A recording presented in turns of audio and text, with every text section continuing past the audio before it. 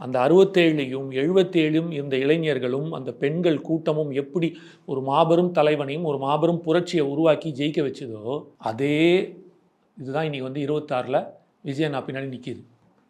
சொன்னார் இல்லையா கருணாநிதி, நடிகர் பின்னாடியும் கூத்தாடி பின்னாடியும்லாம் மக்கள் போயிடுவாங்களா, அப்புறம் இவ்வளோ பெரிய கட்டமைப்பு எதுக்கு, ஒரு கட்சி கொள்கை எதுக்கு, கட்சி எதுக்கு, கொள்கை எதுக்கு, இது எதுக்குன்னெலாம் இவ்வளோ கேட்டார்ல. ஆனால் மக்கள் யாருக்கு கொடுத்தான் வாய்ப்பு?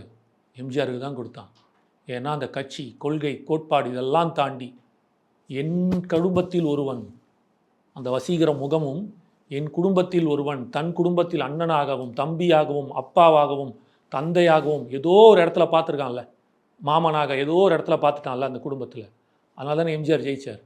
அந்த வாய்ப்பு இன்றைக்கி விஜயனாக்கு இருக்குது.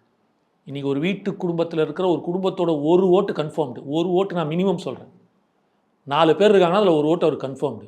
அப்படின்னா 25% இன்றைக்கே அவருக்கு ரெடி.